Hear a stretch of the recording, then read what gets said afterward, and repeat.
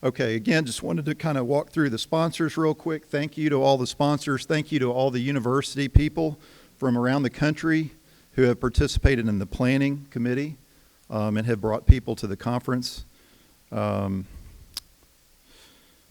Let's see. Thanks again to USDA. I know that Charlotte Tuttle, who was the program director who oversaw our proposal, wanted to join us today, but she ended up being on travel and was unable to. But I do want to mention Charlotte's name and just thanks again to USDA for supporting the conference. And very quickly, so we're here on the end of our third day, roughly. We're going to have a luncheon and poster awards, but I did promise you something special today, and let me explain this very briefly. So if you remember the industry panel that we had one person who was intended to be on the panel but could not make it because of travel issues trying to get here with the weather that we had and everything. Bob Pitzer is going to come up and he's going to show, instead of serving on the panel, he's going to come up and show you some things about what his company is doing, which is Harvest Crew, with respect to AI-oriented strawberry harvesting. I think it's going to be a really cool thing. If you haven't seen it, I'm looking forward to it. So, Bob, if you don't mind, I'll have you come on up and we'll do that. And then after Bob presents, I know he's got a hustle to get to the airport, so we'll jump into the poster awards and everything after that. Thanks so much for doing this, Bob. Really appreciate it.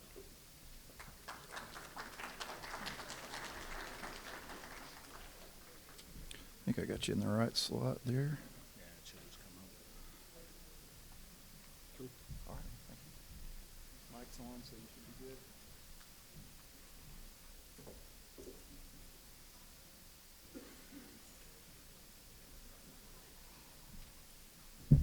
Hi, everybody. You guys hear me all right? So I'm Bob Pitzer. I'm one of the co-founders of Harvest Crew.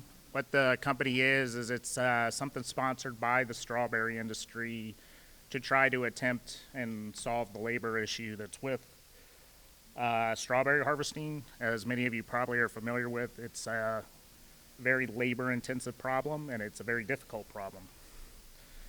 So I've been working in robotics and industry automation for the better part of 25 years now, I guess. I'm an Intel R&D engineer that we developed 300 millimeter automation, worked in pharmaceutical, did a lot of STEM education stuff. So I've been around robotics, most of my life, at least working career. So that's how I sort of got involved with this, which I knew Gary Wisnatsky, which I don't know how many of you familiar with the strawberry industry are familiar with, but he's the owner of Wish Farms in Florida. He's the third largest strawberry marketer in the U.S. And we started working on concepts for how would you automate the strawberry industry, mechanized picking, probably around 2013. And then in 2017, we started getting serious about, what would these field harvesters look like to go out and, pick in the fields. So there's a lot of different directions that you could go with explaining what this is, but basically what I'll do here real quick, because I gotta go, is that I'll run through what we have, and there's a lot of reasons for why it developed the way it is. Mainly because the strawberry industry was paying for it, and this is what they said they wanted. So of course, like I mentioned, a lot of these problems that we're trying to solve with AI and just doing automation in this industry is to solve the labor issue. And for those of you that don't know, strawberry plants get picked every 3 days roughly, if they have the labor. And what's kind of interesting, if you look at the farm we're on, it has 10 million plants. So how do you go to each one of these plants every 3 days and make sure that you're just pulling out ripe berries? And that's kind of the trick with it, is it's what I call selective harvesting. A lot of the different harvesting that you see is they just go out and they do destructive harvesting where they pull up the plant, pull all the fruit or vegetable or whatever that's with it in the specialty fields. But with strawberries, you want to just take the ripe berries, because a lot of people don't understand that once you pull a ripe berry off a plant, it essentially starts to rot. It does not ripen anymore, so you have to take it off at that point that it's going to be marketable.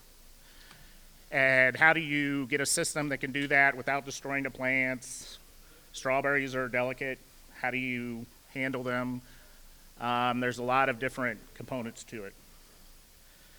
So some of the problems with, even people actually picking now, and I was mentioning like the farm we're on, with 10 million plants, they basically bring in right now about 800 H2A labor every year to do the harvesting around the farm. That's a lot of people, right? And the problem you run into with a lot of that is, I would say there's a very high percentage of them that have never even picked strawberries before too, because they might bring them from southern Mexico or something else. And so you can imagine, you get 50 people or 50 different people in a crew, you show them we want to pack berries like this one day, they all pack something different. And they have all sorts of other people that, want to layer on top of that, goes back and says, oh, you're packing it wrong, or they'll make them repack or do a bunch of things. But there's all sorts of issues with just human picking in general, with people that haven't been doing it for a long time or aren't used to it, or they're getting paid piece rate, so they're just trying to get as much money as they can. So, some of the shortcomings with the human labor that people don't really think about too is, they leave what they don't pick under the plants. So that can cause a problem, because if you get diseased berries that stay under the plant, it could spread, it could cause problems to the rest of the fields. And they'll do that just because they're just trying to get piece rate. And then there's, as I have listed here, you could have sick people that'll actually pack the berries. But a lot of people don't understand that when you get your clamshell in the supermarket, the berries were actually put in that clamshell by the person that pulled it off the plant. And then they shut it. And the reason they do that, because the more times you handle strawberries, obviously you can damage them. I mean, picking with a robot is just one component of it. It's how do you handle them after? And that's how these harvesters were developed. And then there's another issue too, real quick, that we can do that humans typically can't, and that has to do with overpacking. So when you get a typical clamshell that's like 1 pound, to put it full, depending on the size of the berries, it might have 1.4 pounds in it, and the people just fill it up because they don't know. But we have a system to fix that. So moving back through this, some of these things I'm mentioning, these are things that exist on the harvester now. It actually does pick with AI. I'll explain that in a minute. But the harvester itself isn't running on any sort of AI navigation or anything. It actually prepares the fields and knows where every plant is.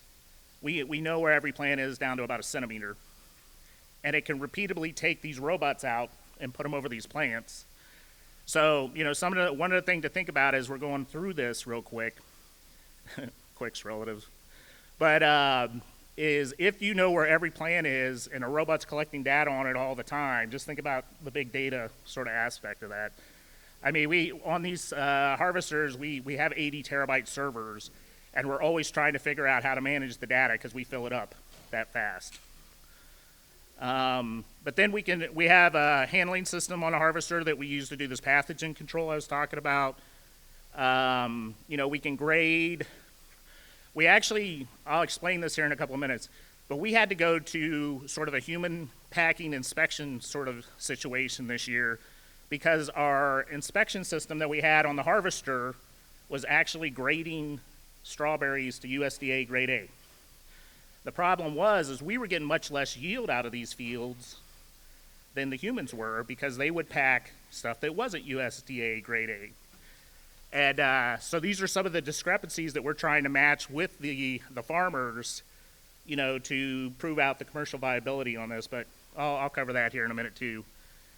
And the other thing we do on the harvesters is kind of unique, and this has to do with just how you handle strawberries, is whenever you go into a pack house and they are handling strawberries for fruit packs or something like that, they always do it at 50 degrees because that's the temperature where strawberries bruise the least with handling. And so the harvester is actually set up that it will, well, and it depends on dew point, for what the farm's at right then. But it will try to cool the berries down to 50 degrees and then keep them at that until they do transfer them to the cooler systems that are on the farms then to be able, they pull them down about 36 degrees and that's how they ship them to distribution for the supermarkets and whatnot. So I think I covered everything here real quick. And then what I'm going to do is basically I'm just explaining a couple of things, and then I got lots of video we can watch real quick so you can see what it's actually happening. So, you know, like I was mentioning with the AI, we have not got into a lot of the data analytics yet. We do have the data. And we're looking now on, you know, what we're going to be doing here in the future with, you know, probably different universities. Obviously, we already work with the University of Florida a lot. But, you know, what do we start to do with analyzing that data? Because even the farmers don't realize how much variation they get across the field as far as yield. And that's a whole nother conversation, too, because that comes into, you know, they'll have a field and they'll send out a pick crew to do it. They just record, you know, how many flats did they pull off that field, and then they'll just divide that by the acreage and say we got, you know, 200 flats an acre or something. Well, the problem with that is one side of the field might have actually given you 350 flats an acre, and the other side might have given you 20 flats an acre. But they don't have any real way to track that consistently, and that's another thing with the harvester when you start talking about this data. Why is one side of the field doing much better than the other? You know, when you look at water usage or pest problems, disease, you know, you guys can only imagine with the stuff that you're doing. So, some things that are critical, and, you know, I was watching some of the presentations on what people were, you know, looking at as far as the future with, you know, how you would even deploy robots and stuff into the fields to be able to use them. And we've been through all this stuff, you know, trying to figure out how you deal with just, you know, farm infrastructure, how the plants are planted, how you deal with the people on the farm while you're trying to do this. And there's a ton of different stuff. But the big thing is the harvester is safe, it is autonomous. In other words, we can, it has a pad that it sits on for maintenance when we're not picking with it. And you can put in an order to it. It'll drive itself out to the field, go into the field and start picking. And of course you gotta coordinate that because we're still using it with human, you know, pick crews too. And then like I mentioned, we have the fluid transport system in it because a concept that a lot of people don't get too when you talk about robotic picking, especially with strawberries, they're soft and squishy. And if you have a claw that actually goes and like says, picks up an overripe berry or a diseased berry or something else, because the robots are just programmed to actually pull everything out of the plant that's past the threshold. You could contaminate a claw, so to say, that you're doing with it, or that you're actually picking with it. And what this, you know, what this system is actually set up to do then is for every subsequent berry that it would pick, you might contaminate that berry, but before it ever gets to a packing system or something else to be able to, you know, send it off the harvester, it washes, sanitizes, and a bunch of things to the individual berries. So that's part of what I was talking about with the berry inspection we have, which is an AI system. For all you budding robot geniuses out here, we use a lot of NVIDIA Orans, AGXs. That's what runs most of our AIs and the computational stuff that we do real time with the inspection and the picking. And then, you know, we use stereo cameras on the robots.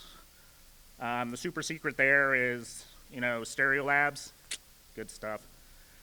And then, you know, to tell you the truth, I don't even remember the ones we have in the inspection system right now, but it has 6 cameras, and I'll show you a picture in a minute just how we inspect a berry.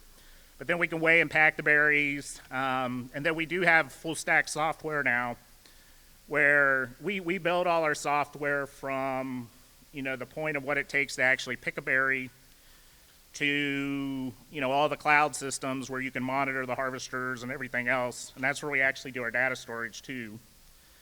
And then, coming all back down to, we have all the applications for a phone and everything that you could basically distribute to a farmer, that he could watch the harvester as it's picking and know, where it's at, how many berries it has, how much it has to go, anticipated times, a ton of things. So we went through a lot of prototypes. If you guys are familiar with us, you may have seen on the website what we call B7.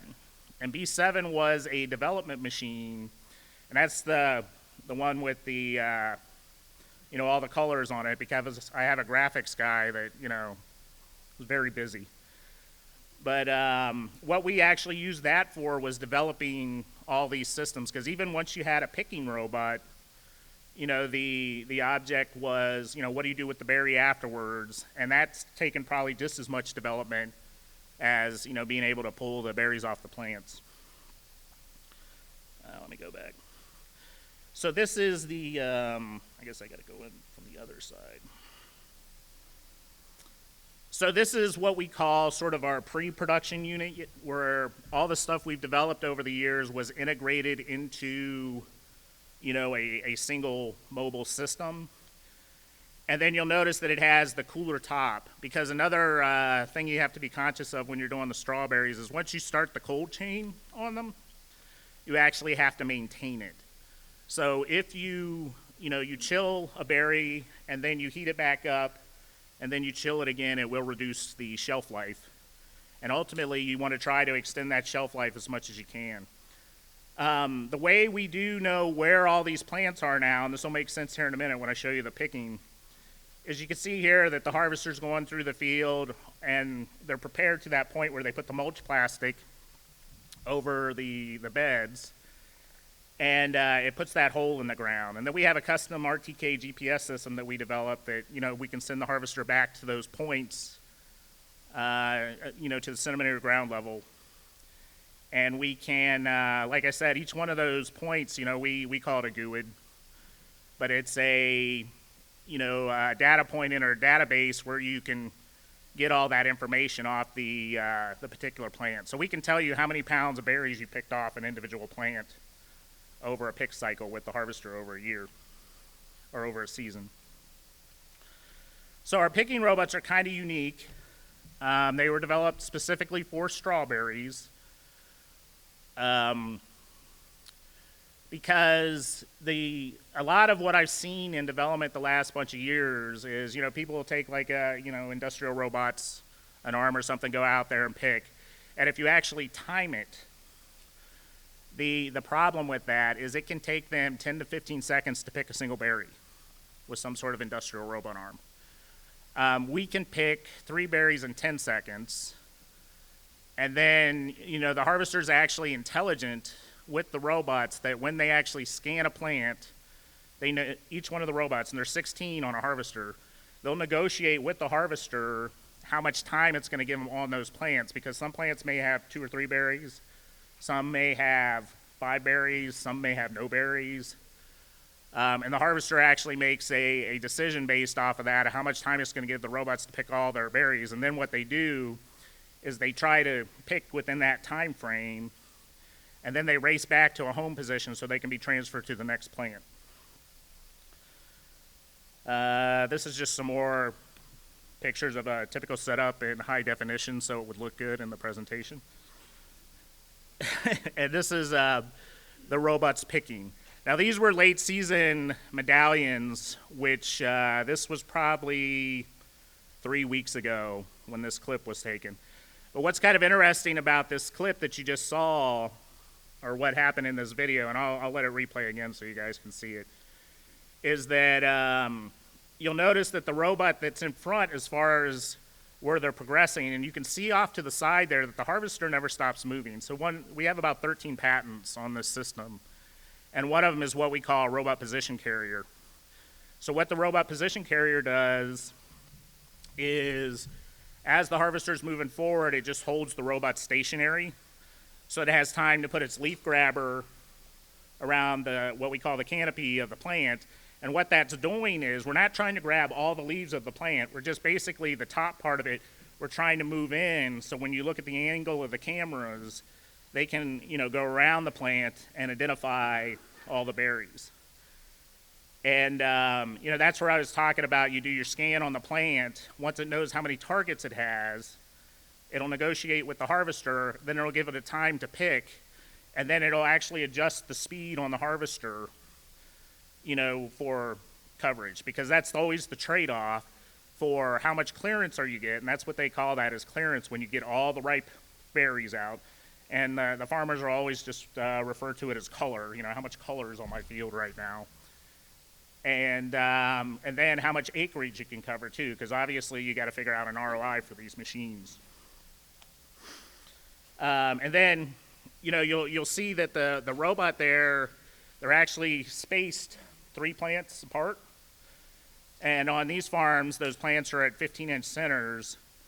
So that's, 45 inches. So when you look at like the total travel of what that robot carrier system is, it's about 60 inches because it's set up for the robots to be able to, pick simultaneously. And then by the time that it gets to its end of travel, you have enough travel that in a second and a half roughly, the following robot can jump over all the plants that the lead robot had just picked and go immediately to start picking again. So it's all time over plant for robots for picking. This video here is basically, what we are sort of ending up this year with, where our AIs and everything are for the picking. So what's interesting about it is you guys can see this labeling on it. And if I stopped it and you looked at it real quick, you'll see that it basically identifies fully ripe berries. It gives it a confidence based on the AI, and we're using YOLO 11 right now for doing it. And the system in these videos was running about 15 frames a second that we could do it real time. Recently, Stereolabs updated their SDKs to 5.0, and now we can actually get a true 30 frame per second on 2 cameras running on one or an AGX, and be able to process that for doing the robot targeting here. But you can see again, what I was talking about is that that leaf grabbing device, all it's trying to do is sort of center the plant up on the robot rotation axis, and then clear away the top canopy enough to make sure you don't have obstruction to make sure you can pick the berries. And depending on where you have the ripeness set on, so the AIs in our system right now do not determine the ripeness threshold, whether or not you're actually going to pick that or not. It just tells you, I have a fully ripe berry, I have a partially ripe berry. We actually have a whole nother system it runs through where it'll take that blob cutout analysis and it'll run a bunch of hue, detection on it. We only use RGB cameras, but we do a bunch of different detections, to determine if that berry is ripe. And that's actually one of the tougher things in this, is where do you set that threshold, based on what a farmer wants for that day, because they'll change it on you every day too. It's kind of interesting because sometimes, you'll look at, for the people who are from the southeast, Publix wants fully ripe berries. But then you might get a Walmart or something where they want, more of a partially ripe berry. Or they'll accept a partially ripe berry. So that's always the challenge with, what are you going to take off the field on that day? And we go back and forth, with the farm too, where you're going to do it, because we actually have that ripeness threshold set right now where you can be very defined on what it does. So just to cover here real quick, I mentioned a little while ago that we can do the automated inspection. So this stuff that's on the left of this slide, that's the 6 cameras that work in our inspection system. So what we do is we drop a berry through a light field. It's got a trigger system that, at times when the berry's like in the middle of it, all the cameras snap. And I think it's about a 15 millisecond inference. Then, so by the time it falls down to the bottom of this device, if it's something that you don't want to pack in a clamshell, it'll kick it out into a reject bin. If it, stays, it'll actually go into what we call the packing system. That's the thing that'll weigh out how many pounds of berries you want for, a 1 pound or a 2 pound pundit, and then it'll put it in the packing system. And, that's how we weigh the berries going into that. So on the right here, what we were doing this year is we were trying to sync up more of what, the humans pick versus the, what the harvester was doing data-wise. So what that means is these guys that are in the image were, the H2A workers that we would pull out from the picking crews. And we'd have them go up and actually pack the berries. And, to see if we still had that discrepancy between us and the picking crew, the human picking crews. And that's, sort of the whole thing in proving out the viability for, what this is going to be able to do, as far as, eventually replacing that human labor. And something to think about with this is, because somebody mentioned to me a little while ago, well, you guys are trying to fully automate it and take the people out and everything else. Well, the people are never going to go out. One way or another, if you look at a lot of these laborers that are there now, they'll age out from picking. I mean, that's one of the big problems that they have was the traditional migrants that they have now, and that's why they bring in so much H2A labor, are getting to the point where they just can't run in and out of the fields and pick berries anymore. It's like a young person's thing. It's very hard work. And the thing we're kind of looking at is, and even operating this system, is get the automation to a standpoint that is good enough that you can start to train those people to actually operate the harvesters and, deal with, because there's a lot to, what the field conditions are and everything else to be able to even deploy. And, these are all the people that know that. So they'll be working that forever, plus they'll have the assistance of doing these AIs, and then they'll have a robot to basically do the hard work. And then what I mentioned earlier, the statistics you can pull off of this thing are sick. The robots all have gigabit connections. We run 10 gigabit backbones down the harvester to bring all the data up. We keep it all in our server that's on the harvester. We can keep it local. Then when it comes back, we have high power Wi-Fi connections between the harvester and like our maintenance sheds where it can do data transfers then depending on what data you want to keep.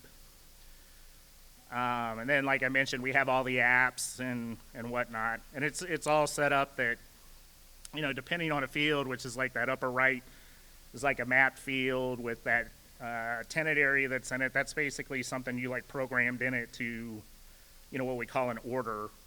So you would load that into the harvester, you push go, it'll drive itself out to that area and start picking those rows. It picks 4 rows at a time for those that are familiar with what the 2-row raised bed setup is. And then the one on the left there, that's just robot statistics. So that'll tell you how many times a robot actually tried to pick. They know how many berries they actually missed. And you can figure out all sorts of analytics with that too, as far as what the efficiency was of the robots as they went through the field that day. All right, well, like I said, you could talk about this for a long time. There's a lot of different rabbit holes. But that's what I was going to throw out to you guys right now. So the point of this is it is a practical system for doing strawberry harvesting. The harvester can pick over 10,000 berries an hour. I mean, it does, pick a crazy amount of berries. And that's very dependent on, what the berry loading is in the fields and everything. So I don't know if we want to do some quick questions. I guess I could answer a couple because I purposely didn't even cover the business aspect of this.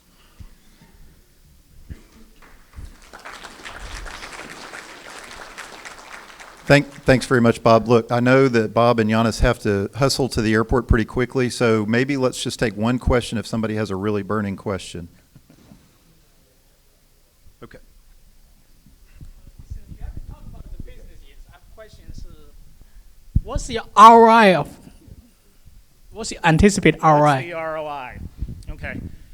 So here's the thing with robot picking, at least where we're at right now with what the harvester is depending on the berry loading in the field, very much affects, how efficient the harvester is. I talked a little bit about the adaptive picking thing. The ideal situation for an ROI is that all the plants have the same number of berries on them, so all the robots are equally efficient going through the field. That's one of the biggest things we get is the discrepancy between how many berries a robot has to pick on a plant per pick cycle. And when you think about that a minute, it's all time. We talk all the time about, saving milliseconds off of just robot moves and all this other to, be able to get it to go through the field faster. Because you can change, some of the fields we're in, they'll have 600-foot long rows. If you set it for 3 berries a plant maximum that it'll pick, it can go through that field in probably 50 minutes. If you start to increase that to, say, 6 berries, all of a sudden you're like an hour and a half, to go through that same field, so your coverage. So all that's directly proportional to the ROI.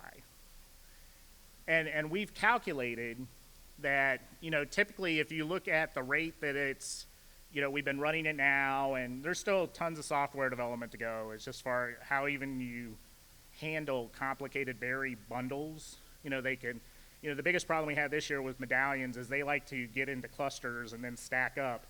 And, we don't have a lot of software to contend with that right now. It's better if they're splayed out and not. If they're even touching, though, we have all sorts of ways to actually, break them apart and do that. So it comes back in the end, a harvester right now, for its cost, the ROI is calculated around 2 or 3 years for that particular harvester. If you got it picking at what its, peak efficiency could be, running all the time, and you start to compare that to labor cost, and what they're actually paying for H2A labor, even right now, harvester ROI could be well under a year. And that's, looking at, obviously our prototypes are a little more expensive, but, those harvesters won't be, I haven't even priced one lately because, price has been jumping all around and everything.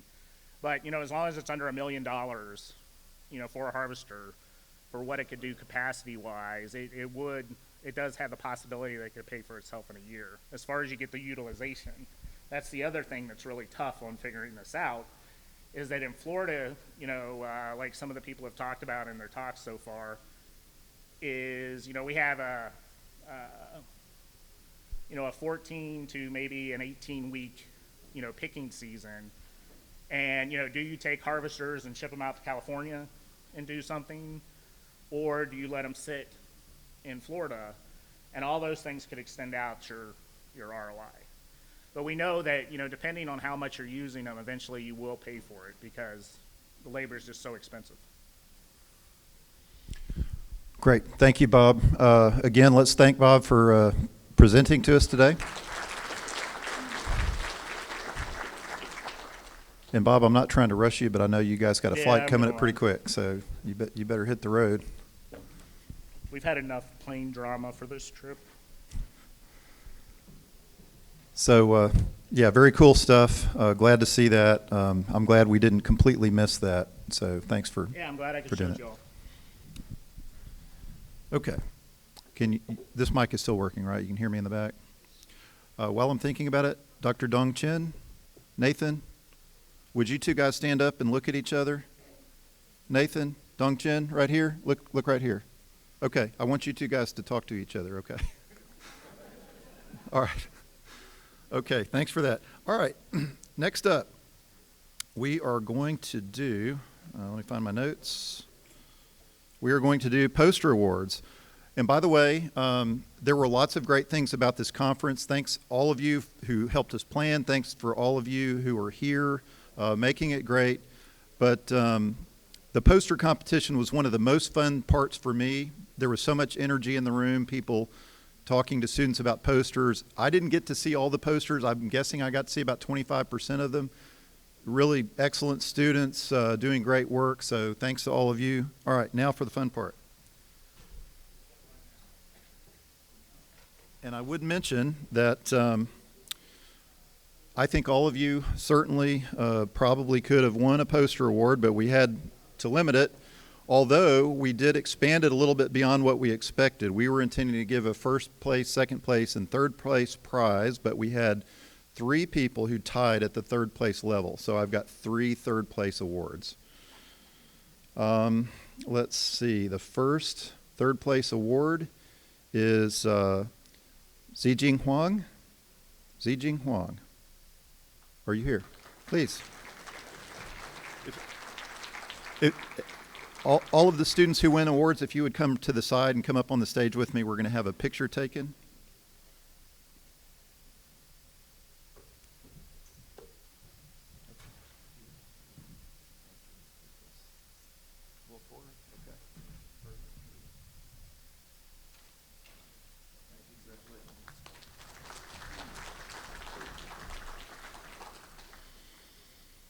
Okay, the third place award winner is Ritik Pokharel.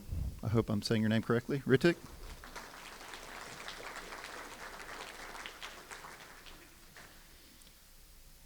Sorry for the long walk.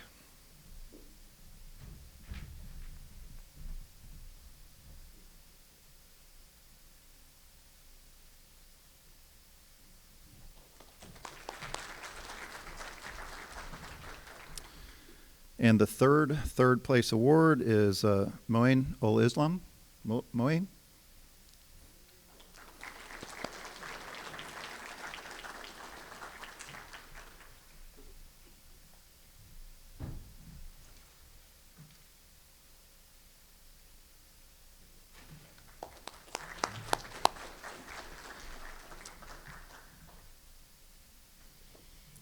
Okay, second place. Second place is awarded to Grace Vincent. Grace, are you here?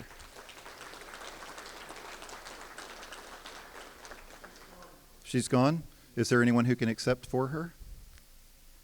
Carlos, is that you or is that somebody else? Oh, great, Danny. Great, yeah, please, Danny, come on. We'll get your picture. That's great.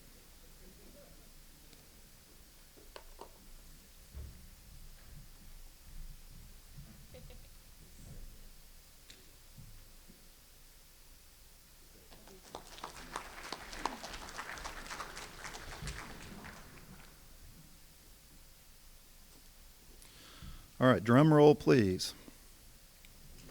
There we go. Okay, so first place award is Divyanth Girija. Divyanth?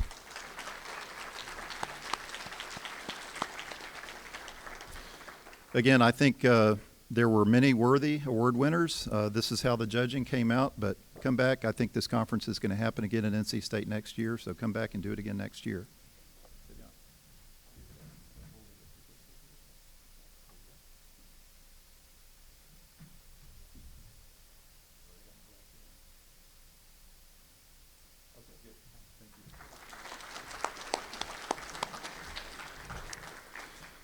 Okay, excellent. Let me move on to a few comments I wanted to make. Oh, before I do that, is Amberlynn Moore in the room? Amberlynn, would you please come up here? So a lot of work went into this conference over several months, lots of planning, and this person here did more work than anybody else.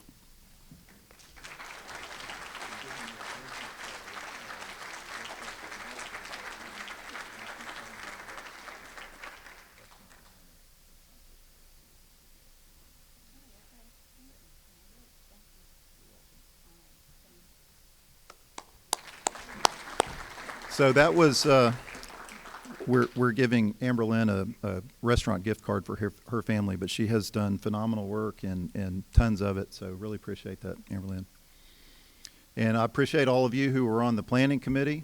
Great job, everybody. Some of you did all kinds of work like judging abstracts, like judging posters, and really, really a lot of work. So thank you so much. All right.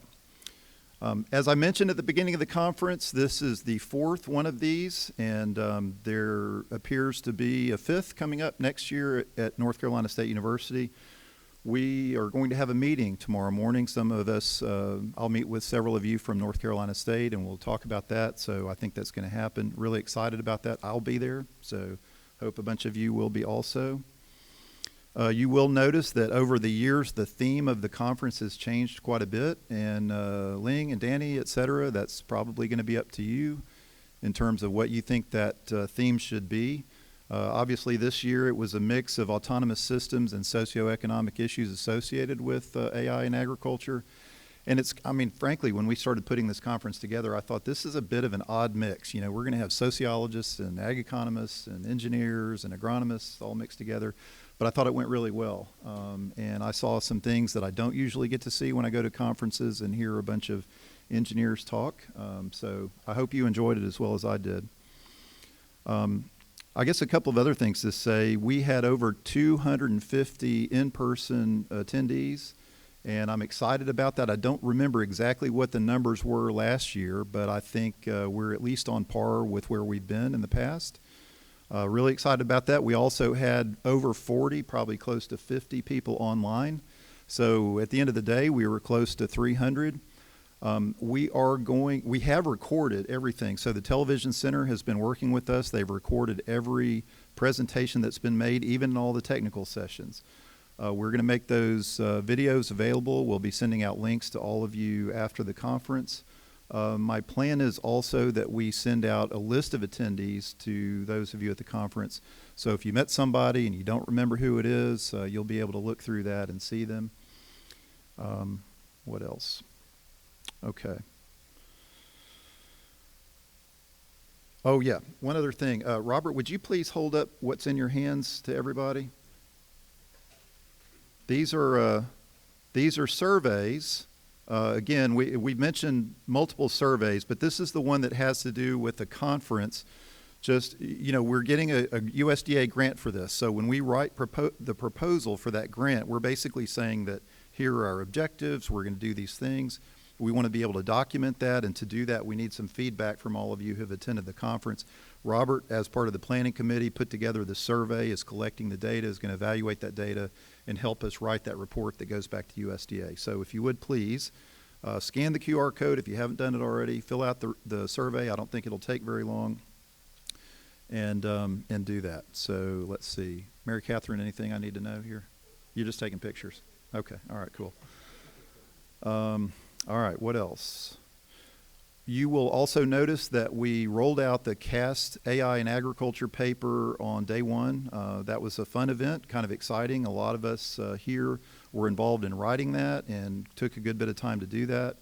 Please, if you're interested in reading that, you can download it from the CAST website. So it's, if I remember their website right, it's cast-science.org, cast-science.org, or you can just Google it, CAST AI in Agriculture paper.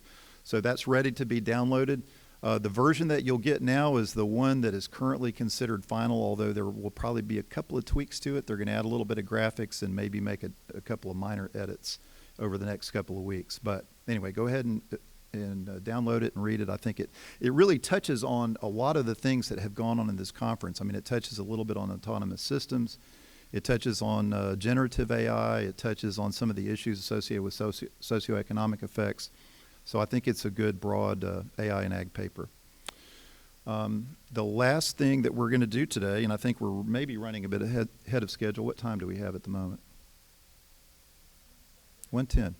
So we're probably going to be wrapping up this luncheon a little early. But for those of you who are members of S1090 or S1098, these are the multi-state projects. S1090 is AI in agriculture. S1098 is autonomous systems for agriculture. Those are going to be meeting in, I think, rooms 1302 and 1303, which will be on the left-hand side as you go out of here. Whether or not you are a member of one of those groups officially, you are more than welcome to come. They're open to everybody. If you would like to join them, there is a website, and hopefully during the meetings we can show you what that website. It's NIMS.org. It's a USDA administered website. It's a little bit quirky, but if you're at a land grant institution, you can go onto that website and essentially say, I want to be a member, and that message will go to your land grant organization, and they will enroll you as a member in this multi-state group. But the purpose of those groups is really just to build collaboration on this topic area among researchers across the country. And so, like, you know, as I've said before, this conference is an outworking of S1090. So it's been amazingly successful. I'm actually a member of several other multi-state groups, including S1098, which will be meeting for the first time today. So join those if you can and you're interested. And with that, any final comments that anybody would like to make before I tell us we can wrap up? Robert, good. You want a mic here, Robert?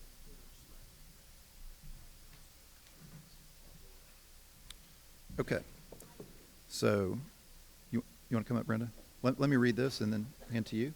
Come on up.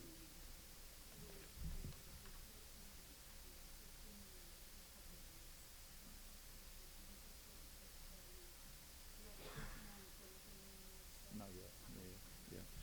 Yeah. We don't know yet where we'll be hosting the conference in 2027.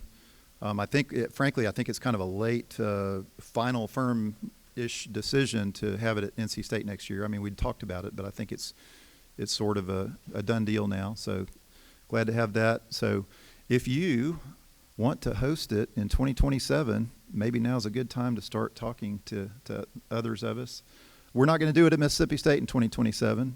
Maybe after that. We need to take a breather after this year. It's been great, a lot of fun, but a lot of effort. So one last thing here from Robert. He said, please complete the conference evaluation before you leave. Okay, so let me just remind you of that. It says it will take 4 to 7 minutes, so very little of your time. We have less than 20% response so far. So we need the other 80% of you to provide us feedback so we can more accurately report to USDA NIFA to help the 2026 planning team. So part of it is that we want to report back to USDA about this, but it's also to help the group that's planning for next year develop their proposal. All right. Any other thing I'm missing? Okay, once again, let me just say thank you to everybody. It's been great. Really love doing this. I think it's been very valuable, and we'll dismiss you, but please stick around if you have any interest and availability for the multi-state meetings. We'll meet at 2 o'clock.